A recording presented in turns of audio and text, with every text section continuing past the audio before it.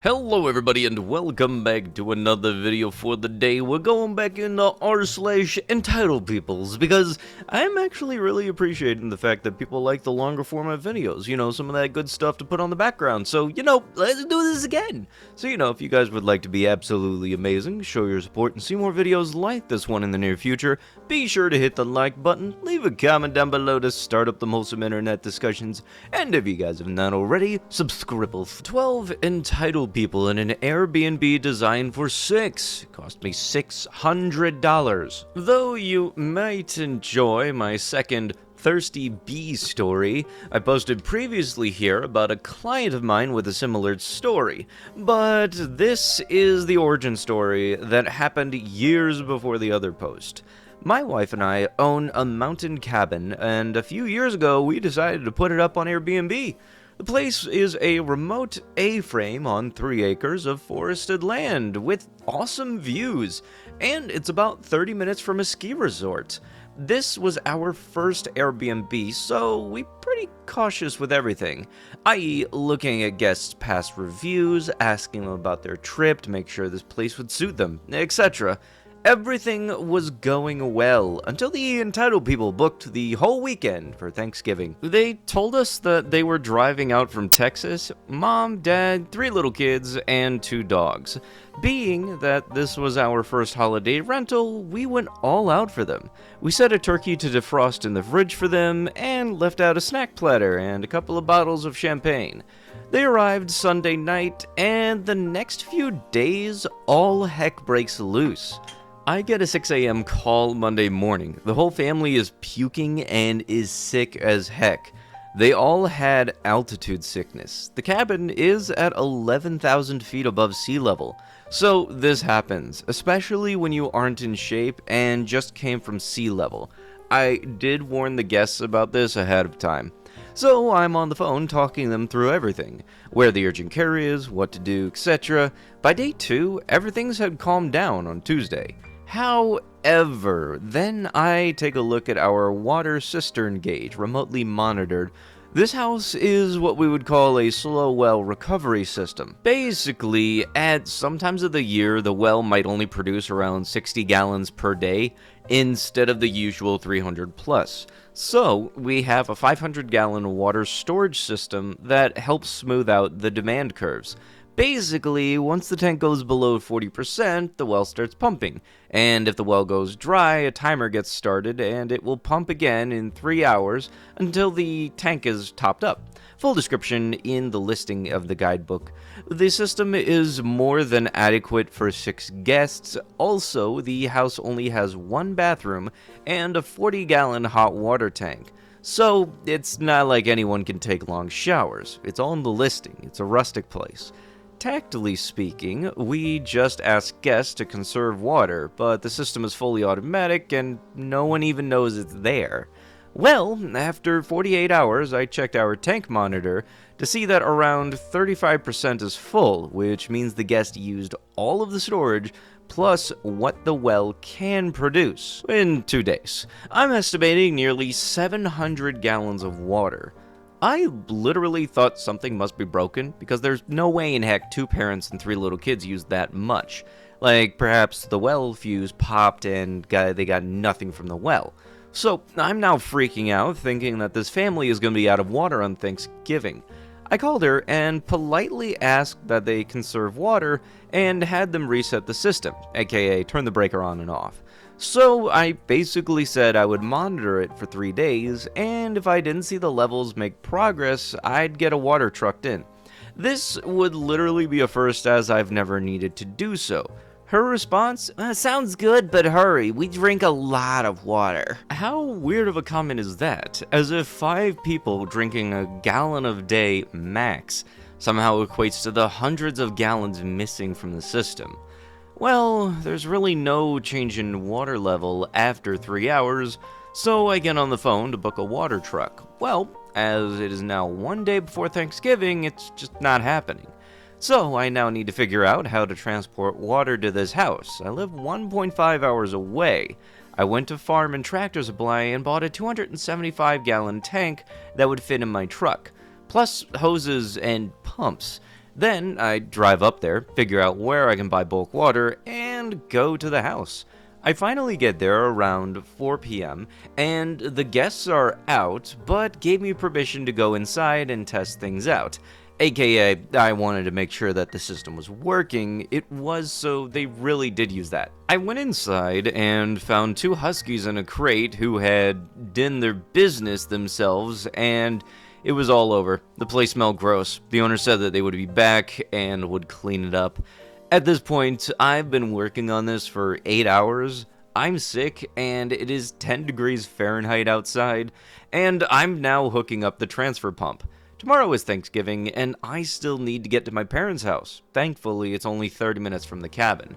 I start pumping when I see their car pull up, and they're waiting at the bottom of the driveway. Knowing that they have small kids, I go down and say hi and let them know that they can go in, and I'll be done in about 40 minutes. They start to act really odd at this point, but go ahead in. Then I saw two more cars on the side of the road around the switchback. Big steep S-end in front of the house, and it clicks. The reason I just did all of this work, and spent nearly $600 on supplies, is because these people had 12 people staying there. If you're all curious as to how I didn't notice when I went inside, I didn't snoop around, I just went straight into the breaker box and then went into the crawl space where the tanks are. Also, the smell of the dogs was just horrid, so I got out as fast as possible. At this point, I went up to the closed door, knocked and said, "Be honest with me, how many people do you have staying here?" Her, 9. I could see that she was lying, but even that number was over our legal capacity base on our permit. You realize that this listing is for 6 people. Well, there are beds for more people, and the kids have a crib, and we didn't know our family wanted to come when we booked it. The loft does have a pull-out couch, so best case there is sleeping for 8 adults, but I'm guessing people were sleeping on the couches as well. But I just spent $600 plus a full day to solve a problem that was actually not a problem. Well, a house should have water. The house system was designed and tested for 6. The stated number on the listing. I don't know how you think it's okay to have this many people here. No, we could leave, but it would have to be tomorrow. And we expect a refund because we don't want to drive down these roads in the dark with our kids. It's maybe 6 p.m. at this point. No cell service at the cabin, so I went to town and got in the Wi-Fi at the local bar and called Airbnb. At this point, I had been hosting for 3 months and had no idea how to handle the situation. But now I was more afraid that they would damage something in the house. So Airbnb canceled their reservation and asked them to leave the house. I was able to recover around $200 for a deep cleaning on the house, and they didn't get a refund. On the funny note, at the beginning of this year, I started a hot tub service company, and water trunking is a service we offer. And I used some of that equipment to get started. Hey, nice, good job. I hope your business does well. It really is bewildering as to how people are able to obtain this level of audacity where they can see something that is blatantly in the rulebook for this thing, and then think, oh, don't worry, we'll be fine. That rule shouldn't have to apply to me. Like, if you're having 12 people over, okay, Thanksgiving dinner, that's one thing. If they're staying the entire time and the place is only suited for 6, not gonna fly. Good job on that one. I've blatantly read these rules, but then I think that I should be fine without it. I'm not going to let these rules apply to me. And you really still tried to get a refund after you blatantly broke rules. Yeah, great job on that one. If anything, you should be charged for having to do all of the service stuff because you very much ignored the rules. My wife remorselessly cheated on me and also got pregnant from her AP. Not sure if this is the right sub, but I can't think of anywhere else to post this. For those that remember me, I'm the guy whose wife made our kids release a wild bunny in the middle of the yard after I advised her to have the kids take it to the bushes to release it safely. A hawk took the bunny right in front of both of our children, 4 and 5 years old at the time, and they freaked out on their mother, then came running back to me in tears. Our kids started calling the mother the bunny. Not saying that because it's censored out. The name seems appropriate now, and the other people call her that as well after her affair got out. What happened with that poor bunny is ancient history compared to what I have to tell you. I'm speaking as a free man after finishing a divorce a couple of months ago. This is going to be pretty long and complicated, so buckle up. And yes, I'll include the TLDR. Edit. AP stands for affair partner. Apologies for not making that clear sooner. In a nutshell, AP, I'm guessing, means the person she was cheating on you with. I did show my wife the original Reddit post, and she was very angry with me. So much so, it caused a bad fight. And after it, I got silent treatments for another week. I tried to make my kids stop mistreating their mother after the bunny incident, but with being punished by small groundings and timeouts, but the BK nickname, except coming back every time our kids got angry with their mother. My wife let up her cold shoulder routine after a couple of weeks and conceded that she should have listened to me about the bunny, and should have taken it to the bushes like I said. She claimed that she just felt she needed to defend herself because she didn't want to be wrong. I accepted that apology and apologized myself for making the Reddit post. I wanted us to go to marriage counseling, but she refused. She acted like there was nothing wrong with our marriage, and I decided not to push the issue further since things were simply getting along better. But after a few weeks, my eldest came to me saying that she wanted to tell me something. There was another reason why she was so mad at her mother than just the bunny. But she was scared to tell me. I comforted her and told her she could tell me anything. Well, what she said shocked me and changed everything in an instant. She said that for months, Mama had been bringing a man over some Saturdays that I was at work and had referred to him as her special friend. She got our kids to keep quiet about it by various means of bribery, but my eldest realized that something was wrong with it and spent some time working up the courage to tell me. Kids know things and pick up on stuff quickly. I really dislike it when people dismiss those facts. I had noticed my wife acting a little different lately, and she had been more short with everyone, especially the kids. I tried talking to her about it, and then I showed her my first post. And she went off on me about every little thing that she could think of. Insulted my appearance, my character, my habits, even my side of the family. She even brought up that I used to smoke. I quit over 10 years ago. And then she resorted to locking me out of our bedroom and crying so loud that you could hear it all over the house. So, when my eldest came to me, I ended up putting 2 and 2 together. She was cheating, and her behavior was very similar to the mood swings that she had while pregnant with both of our children. Similar to say, because it was even worse, from what I've gathered searching online and with friends, and even a counselor have told me, my wife was both very moody from hormones and projecting because of her infidelity. I can't claim to be an expert on psychology, but it does seem to make some sense. I wanted it to all be a misunderstanding, but I quickly ordered and set up a few hidden cameras without anyone knowing. I had them delivered to my work just so no one at the house would see them. Then I set them up one day my wife went out to have a girls' night with her friends. It was very easy to hook them up and connect them to the Wi-Fi. In a few short hours, I could monitor every part of the house from my home PC, laptop, and work PC.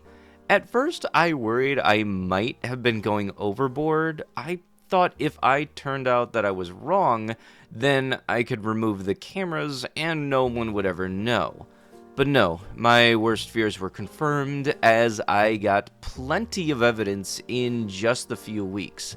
The man my wife has taken as an AP is a former colleague of hers. I remember him quite well as they seemed close with my wife whenever I met him at various functions. My wife quit her job years ago to be a full-time mom after getting pregnant with our first. It was a mutual decision for both of us at the time. My wife stayed connected with her former coworkers as they were her best friends. But not anymore. What I'm about to tell you has pretty much made her hated by everyone. Firstly, the AP is younger than my wife by about a decade. She mentored him at her former job to fill her position when she left, and the two of them stayed close. Very close. My wife and I are both over 40, but you wouldn't know it from looking at her. She's positively stunning. She got mistaken for somebody in her 20s quite a lot, and I guess she capitalized on that.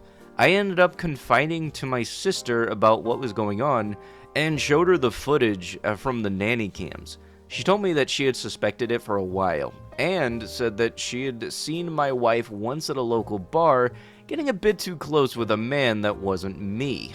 But they never kissed or anything while she was watching, just lots of touching on the shoulders and lower back, and since she wasn't sure, she didn't tell me sooner. I ended up ordering a GPS tracker as well, and after I got working, I hid it in the trunk of my wife's car. My sister and her husband agreed to help me and followed the tracker on my wife's next supposed night out with friends. She went to a completely different place 20 miles further away than where she usually goes, and from there she met up with AP. My sister and brother-in-law observed them from some time in their car and noticed that AP kept rubbing her belly while they were talking, and they recorded video of this too. When I saw the footage, I knew that she had to be pregnant with his baby since she was so moody at home. My sister and brother-in-law had to calm me down because I turned into a complete mess. I wanted to self-medicate with alcohol, but my sister very correctly told me that drinking was the worst thing I could do at the moment. Later, I decided to take a leave from work, but told my wife I was actually going to be on a business trip, so she couldn't have been more excited about it, and didn't try very hard to hide her glee that I was leaving for a while. Who is this woman? She's certainly not the one I married almost 20 years ago, right? Did someone who looks exactly like her take her place one day? Is she an alien from the pod people? Did I ever really know her? The more I thought about it, the less it made sense to me. So, my end conclusion was that trying to make sense of anything wouldn't do me any good. I had cameras all over the house, and my sister and brother-in-law agreed to take my kids for a few days because they loved visiting auntie and uncle in the city. This gave my wife the exact opening that she had wanted. She called AP only a few hours after I left, and he showed up that evening to spend the night. I won't go into details about what they did around the house, you can fill in those details by yourself, but on top of that, they were joking about me continuously. They openly talked about their baby and how they need to figure out what to do before her belly starts to show, as she was already over 3 months along by then. And there was no way it could have passed off as mine. AP is a different race from me, so it'd be pretty easy to tell that the baby wouldn't be mine from birth. My wife brushed AP's concerns aside and said that she had months to figure it out. Then she shamelessly admitted that she wasn't even her first affair, as she had slept with other men when she was 29. She told AP that she was sick from having to act like a good housewife, and was tired of being around a boring man like myself that made her feel old. And if it wasn't for me being so financially stable, she had left me a long time ago. Even after AP asked her about what her plan is with the kids, her exact words were, "He can have them." She didn't even want to be around our kids anymore because she thought that they'd like me better, and she'd soon be having her do-over baby anyway. I very nearly threw the laptop on the floor of my motel room because I was so disgusted, but contained myself, drank a few beers from a six-pack, got some dinner at a diner, and then watched a movie. After that, I spent half the night just laying in bed thinking till I finally went to sleep. I thought I knew my wife so well. I loved her and wouldn't have given her all I had to give. But in the end, some people are just evil. And you can never really know who they are until they reveal their true self. I made up my mind right then to destroy her in a divorce. I'm normally a very kind and calm man, but get me angry enough and I can become your worst nightmare. I went to see a law firm for divorce lawyers the very next day and asked for the meanest lawyer they have. I live in a fault state, so my wife was screwed the moment I had her affair on camera. The lawyer was initially apprehensive that I wanted to hire him so quickly, until I explained my situation in more details. And I even showed him some of the video footage. That's when I got the devilish grin, and we shook hands. He said he'd start right away because this was the kind of case divorce lawyers love to dig their teeth into. I had my wife served a few weeks later on a day I was working from home, and the kids were in school, the eldest in kindergarten and the youngest in preschool. The papers were delivered right to my wife's hands by the local sheriff. The cameras caught it all. She looked scared while she opened the envelope, read the contents, and lost her mind. She came running into my office to scream at me, but I remained cool and calm the whole time. I was already completely mentally checked out for our marriage. My wife wanted to argue. I just told her that I had made up my mind and I wanted her out of my house. I'm the only one who's ever paid into the mortgage. She screamed at me that I can't do this to her, and then actually threatened to tell people that I beat her if I take her to court, and got me fired from my job to boot. I told her to go right ahead and make up whatever lie she wants. It won't help her, and not like she wants to be planning on screwing me over since she's pregnant with her AP baby anyway. Side note, I'm not even surprised if he had the cameras set up to catch her saying that she would tell people that he beat her, because I know for shit sure I'd have the cameras set up in my office just to be safe. She went wide-eyed and asked me how much I knew. I just said I knew enough and told her once again that I wanted her to leave. She refused and said that it was as much her house as it was mine, and then locked herself in the bedroom again. I saw on the bedroom cameras her having a meltdown and then pulling out her phone and calling the police. She was acting like she was in complete panic, but there was a huge smile on her face while she was doing it. She was quite the actress. I'd believe that performance over the phone in a heartbeat if I didn't already know that she was a liar. I waited for police with the front door wide open and told them to come right in when they arrived. They were initially hot-blooded and ready for a showdown, but the house was clean and there were no signs of a fight. My wife came running out of the bedroom and grabbed a vest of one of the officers while crying and saying that I was a maniac. I asked one of the other officers to let me show them the evidence of what was really going on, and he agreed, which really startled my wife as she was not aware that I had recorded her. Hey, I was right about the cameras. Yes. I showed the officer the footage from the cameras on a laptop of my wife saying that she would make stuff up to ruin my life. And then the footage from the living room after she ran out of my office and into the master bedroom down the hall, and then the footage from the cameras in the bedroom of her calling the police and lying. I had recorded it all, and from multiple angles nonetheless. And even though she claimed to the police that I had hit her, there was not only no marks on her, but the cameras all around the house showed a completely different story. And then I handed the police the thumb drive and said that it had all of the video footage they needed of her calling them under false pretenses. My wife, even in the face of all of this, stuck to her lie, saying that I had hurt her, and even tried to say that the recordings were illegal and therefore inadmissible. But I pointed out that they are illegal because they were security cameras inside of my own home and not recorded in public. My wife looked to the police and told them to do something, to which they did. She was the one put in handcuffs, and she started bawling like a child. I could only sit there shaking my head. This was once the woman I had loved for so many years. I thought that she was a wonderful, intelligent, and endearing person. I couldn't have been more wrong. And the police took her away. She screamed that they couldn't do this to her. but didn't fight back much, otherwise resisting arrest would have been added to her charges. I then shut down all of her credit cards that were in my name and stopped any future payments to the joint bank account, so she had to use entirely her own money to bail herself out of jail. She saved plenty all of those years and was still working while the mortgage was only on me. So she was anything but broke. She came back for her car, which I had taken the liberty of packing a few of her suitcases full of her clothes and some other things, and left the key on the seat.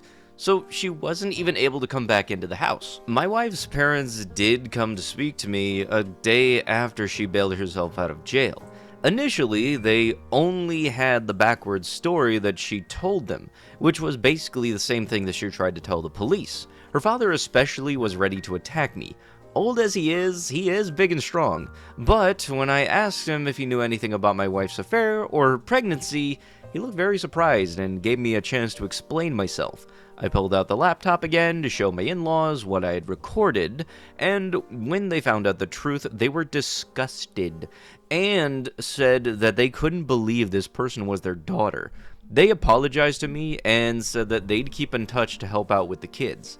And then they called my wife on speaker right in front of me and confronted her about her lies. She tried to double down until they said that they were with my right.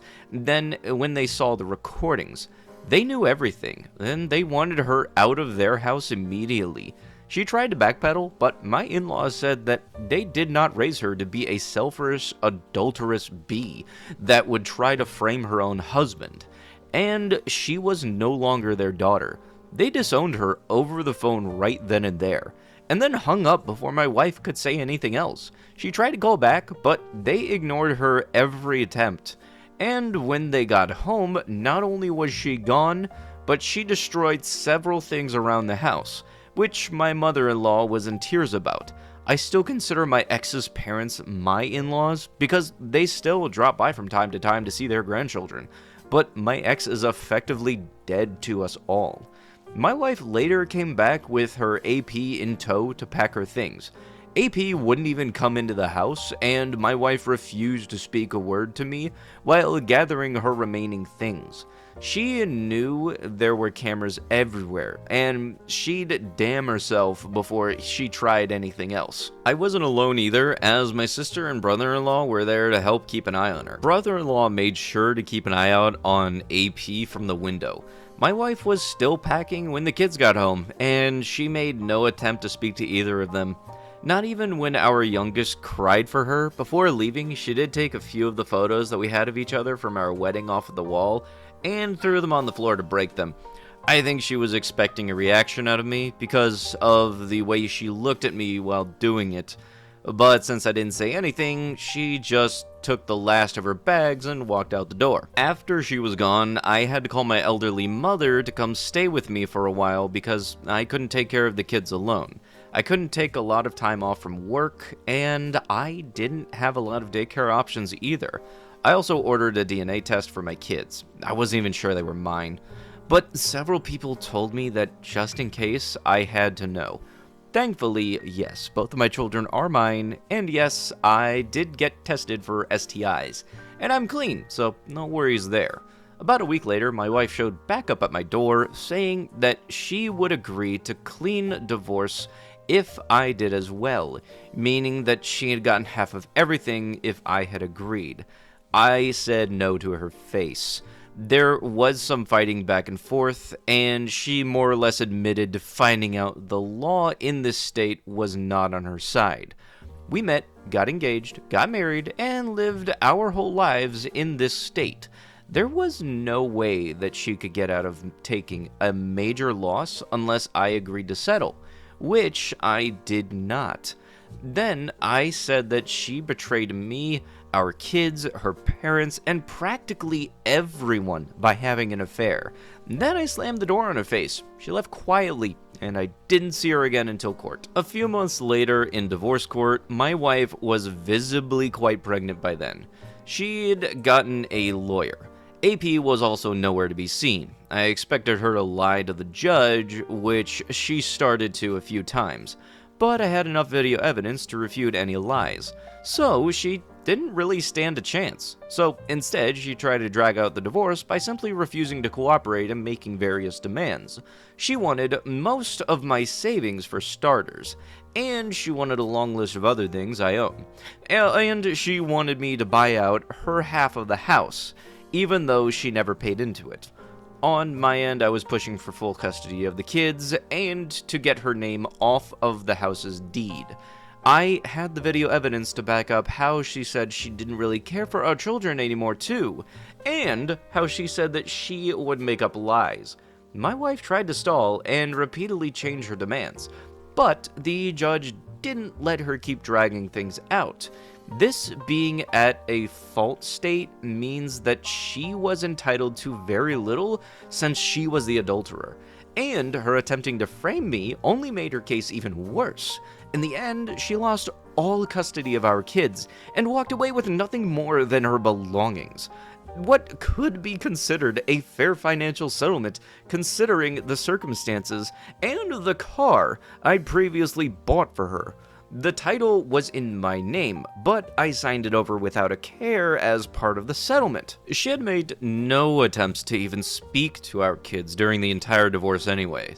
So, I got full custody, the house is entirely mine now, and I'm completely free of her. My now ex-wife did try to keep up with her lies about me to others before and during the divorce, but my sister spread word around of my wife's infidelity, and soon all mutual friends cut off and when they realized who was telling the truth. She and her AP left town together after the divorce ended. I heard AP wasn't fired, but he was transferred. Where? I don't know, but I do know my ex had to go with him. They couldn't have transferred him and my ex to freeze in Greenland for all I care. I'm just happy that they're both left. My ex should have had her do-over baby by now, and I hope it was worth it for her. This is not what I thought that I would be posting on Reddit after just talking about my wife's release, a bunny where a hawk could get it, but many of the comments I previously got about my wife was making me realize that I should have been paying attention to the red flags long ago. I guess I just kept rose-tinted glasses on for our entire marriage. But it was all over now. Thank you for any readers who made it through this. I know it was a lot to read, but this is my life. TLDR, my wife unapologetically cheated on me, admitted to hating our children, and even a prior affair while being secretly recorded. It was only with me for the financial stability. Her AP is a decade younger than her, and she got pregnant by him. I caught them with hidden cameras and filed for divorce. My ex lost everything, including her family, as they all disowned her. I am now a free man after the divorce, and doing well. Edit. I got my ex's name off of the house deed because all bank records could be dug up showed that only I ever paid into it. My ex was also repeatedly argumentative with the judge, and in an at-fault state, being a confirmed cheater puts you in a world of trouble during a divorce. It is comparable to having signed a prenup against you. And when I said I got the meanest lawyer in the firm I went to, I meant it. The man was like a bear and a shark. The payout my wife got was 60 grand, and she also got the car I bought new for her a couple of years ago that cost me 50 grand. The car was paid off, and I transferred the title to her. My ex was also still offered partial custody of our children, but since the video of her saying she didn't care about them anymore had been seen, she didn't bother to have any custody and willingly relinquished all rights to our kids when she realized that she couldn't get her way. And for those who think that the police wouldn't have arrested my ex for lying, think again. The police here do not mess around. And with my ex and a sociopathic grin on her face trying to frame me as a wife beater, that is plenty of grounds for arrest. I'm really hoping that things are getting better for you because holy crap! What really sucks is that after all of that, the judge still offered her partial custody for the kids. Like, that That's just messed up. But with that, that is going to have to be with the video. If you guys would like these longer story time format videos, I would love to hear down below what you liked about it, if you'd like to see me cover a certain subreddit that does a similar format stuff. But you know what? With that, I'll be sure to see you guys in the next one. Be sure to hit the like button, leave a comment down below to start with wholesome internet discussions if you have not subscribed, and I will make sure to see you guys in the next one. Love ya! Bye-bye!